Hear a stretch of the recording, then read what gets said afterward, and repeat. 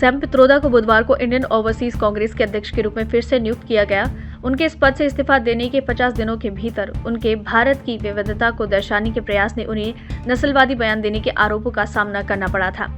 कांग्रेस महासचिव संगठन केसी वेणुगोपाल ने एक लाइन के बयान में कहा, कांग्रेस अध्यक्ष ने सैम पित्रोदा को तुरंत प्रभाव से इंडियन ओवरसीज कांग्रेस के अध्यक्ष के रूप में फिर से नियुक्त किया है।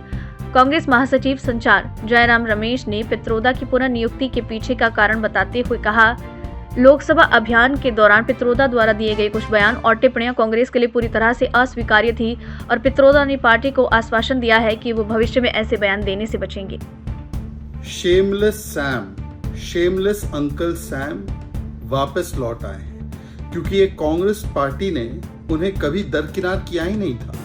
कांग्रेस पार्टी के प्रथम परिवार के गुरु, सबसे करीबी अंकल सैम की हर बात से कांग्रेस पार्टी इत्तेफाक रखती है। वो तो चुनाव के समय थोड़े दिनों तक उन्हें अलग कर दिया था पर हटाया नहीं था, और उनको जैसे ही मौका मिला तो लीडर ऑफ ऑपोजिशन के रूप में पहला कदम राहुल गांधी ने लिया अंकल सैम को वापस लाने का। और ये अंकल सैम वही है जिन्होंने कहा था कि प्रभु श्री राम और रामनवमी आइडिया ऑफ इंडिया के खिलाफ है। ये अंकल सैम वही है जिन्होंने कहा था कि दक्षिण भारत के लोग अफ्रीकन हैं, पूर्वी भारत के लोग चाइनीज हैं, वेस्ट भारत के लोग अरब है, नॉर्थ इंडिया के लोग यूएस की तरह है या फॉरेनर्स की तरह है, वाइट्स की तरह है। और जब उनको पूछा गया तो उन्होंने बोला इस कमेंट में कोई रेसिज्म नहीं है, जो रेसिस्ट है वो रेसिज्म कह रहे हैं, इनके कमेंट में कोई रेसिज्म नहीं है।